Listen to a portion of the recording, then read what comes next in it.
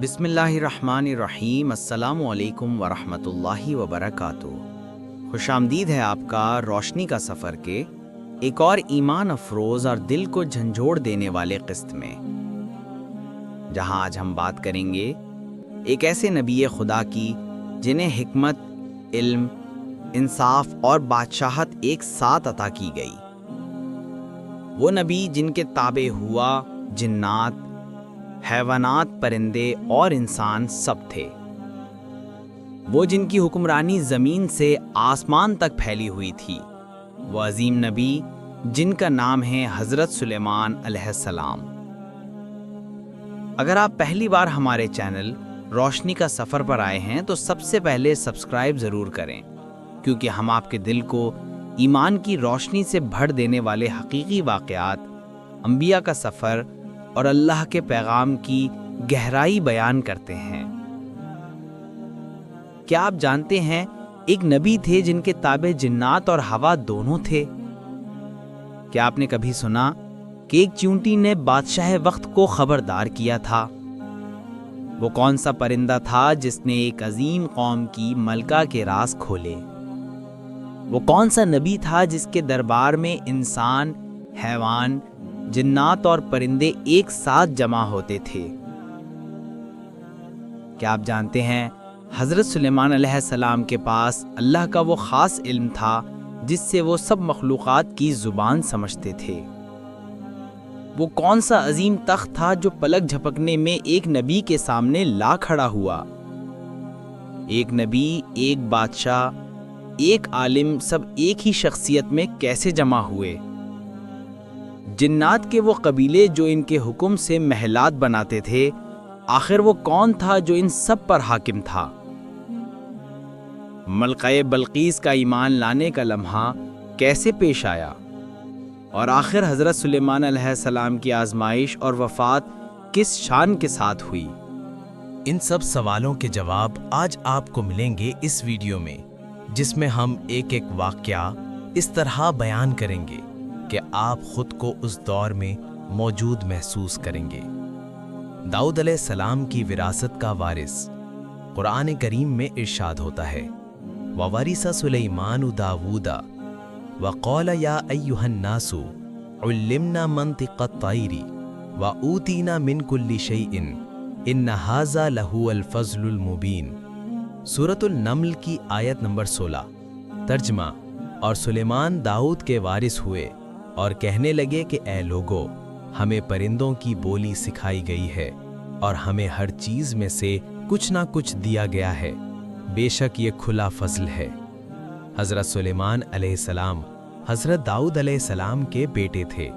اللہ نے ان دونوں کو نہ صرف بادشاہت عطا فرمائی بلکہ نبوت اور علم کا خزانہ بھی دیا۔ جب حضرت داؤد علیہ السلام کا انتقال ہوا تو ان کی سلطنت کا تاج ان کے بیٹے حضرت سلیمان علیہ السلام کے سر پر رکھا گیا، مگر یہ کوئی عام وراثت نہ تھی، یہ نبوت اور علم کی وراثت تھی۔ حضرت سلیمان علیہ السلام کا بچپن اور فہم۔ بچپن ہی سے آپ نہایت ذہین، بردبار اور حکیم طبیعت کے مالک تھے۔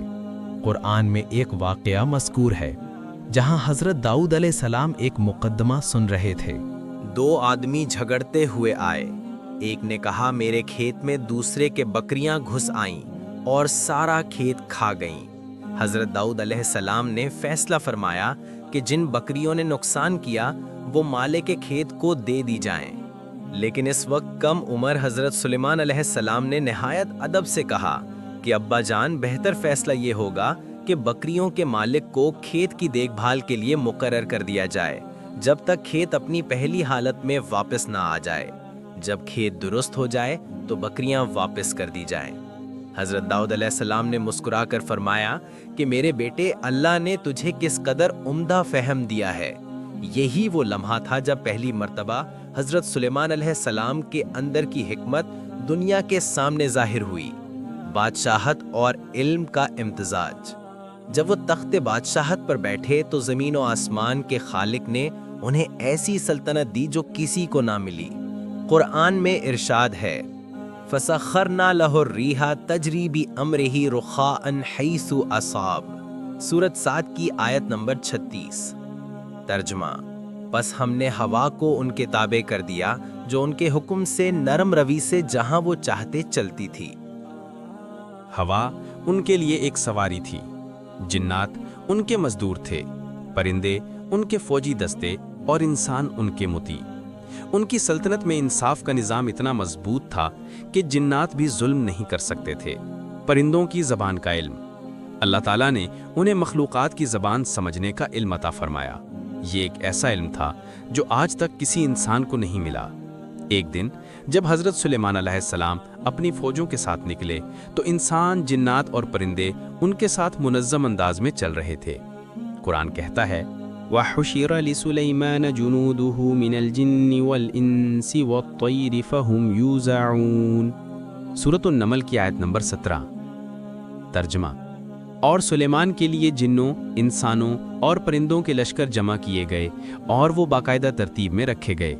اچانک ایک چونٹی کی آواز بلند ہوئی، یا ایھا النمل ادخلوا مساکنکم لا یحطمنکم سلیمان وجنودہ وہم لا یشعرون۔ سورۃ النمل کی آیت نمبر 18۔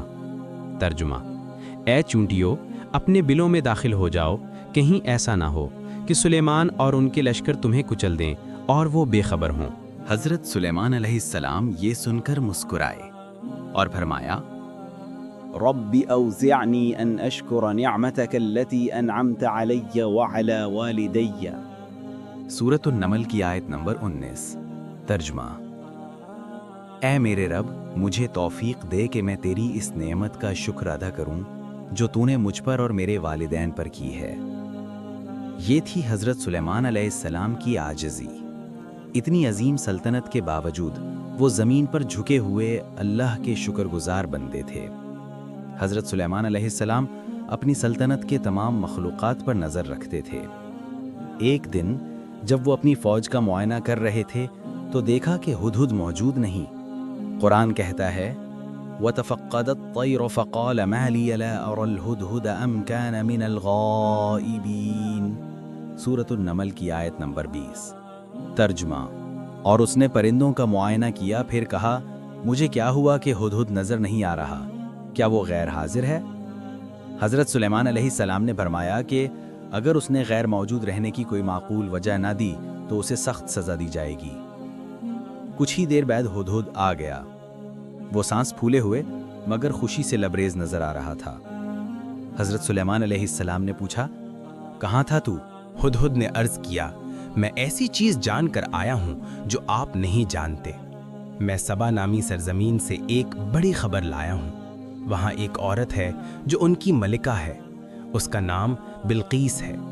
اللہ نے اسے ہر چیز دی ہے اور اس کا ایک عظیم تخت بھی ہے، مگر افسوس وہ اور اس کی قوم سورج کی پوجا کرتے ہیں اللہ کے بجائے۔ حضرت سلیمان علیہ السلام کا پہلا پیغام۔ حضرت سلیمان علیہ السلام نے فرمایا، ہم دیکھیں گے کہ تو سچ بولتا ہے یا جھوٹوں میں سے ہے۔ جا میرا یہ خط لے جا اور ان کے پاس ڈال دے، پھر دیکھ کیا جواب دیتے ہیں۔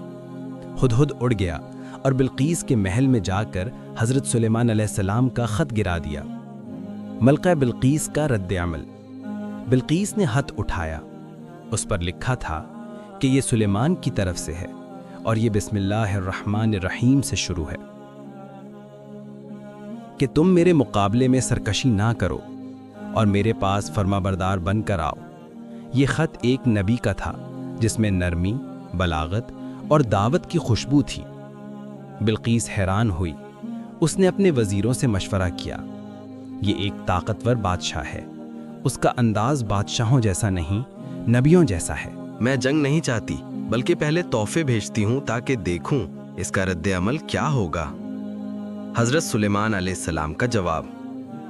جب تحفے پہنچے تو حضرت سلیمان علیہ السلام نے فرمایا، کیا تم مجھے مال سے مدد دینا چاہتے ہو؟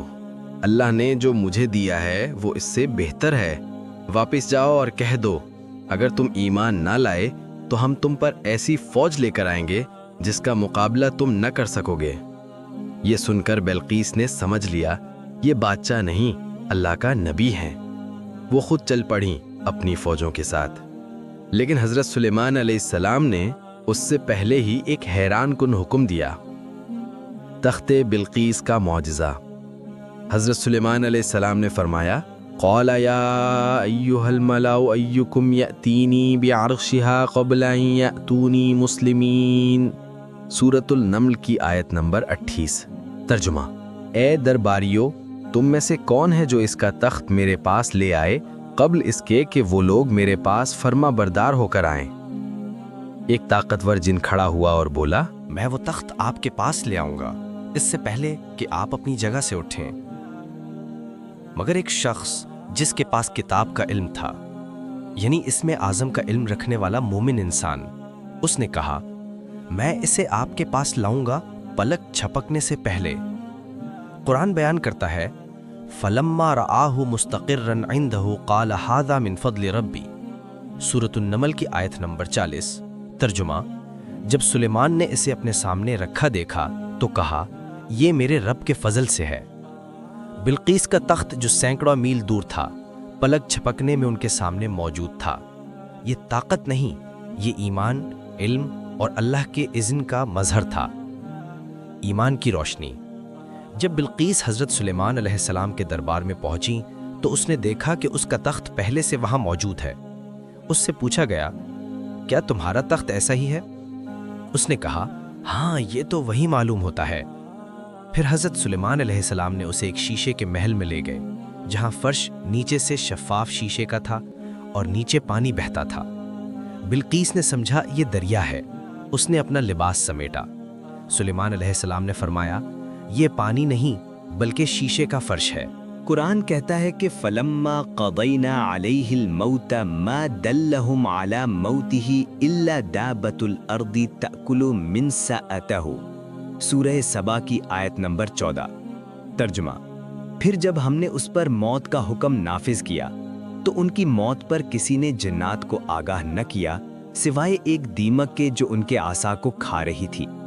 جب عصا ٹوٹا وہ زمین پر گر گئے۔ تب جنات کو معلوم ہوا کہ وہ کب سے فوت ہو چکے ہیں اور وہ اس دوران بے خبری میں کام کرتے رہے۔ یہ اللہ کی ایک نشانی تھی کہ کوئی بھی خواہ کتنا ہی طاقتور ہو موت کے سامنے بے بس ہے۔ حضرت سلیمان علیہ السلام نے اپنی زندگی اللہ کے شکر اور عدل میں گزاری۔ ان کی ہر طاقت، ہر معجزہ ایک ہی بات کا اعلان تھی کہ اصل طاقت صرف اللہ کے ہاتھ میں ہے۔ ناظرین کرام، حضرت سلیمان علیہ السلام کی کہانی ہمیں یہ سکھاتی ہے کہ علم، دولت، طاقت سب کچھ بے معنی ہے اگر اس کے ساتھ عاجزی نہ ہو۔ انہوں نے پوری دنیا کو زیر نگیں کیا مگر خود ہمیشہ اللہ کے آگے جھکے رہے۔ اور اب اگلی قسط میں ہم ملیں گے ایک ایسے نبی سے جو قوموں کے ظلم کے خلاف کھڑے ہوئے، جنہیں اللہ نے طوفانوں میں بھی ایمان کی شمع بنائے رکھا، اور جن کا نام ہے حضرت الیاس علیہ السلام۔ انشاءاللہ اگلی ویڈیو میں اسی عظیم نبی کی کہانی روشنی کا سفر کے ساتھ سنیں گے۔ اللہ ہمیں ہدایت دیں اور خاتمہ بالخیر کرے، آمین۔ اپنا خیال رکھیے گا۔ اللہ حافظ۔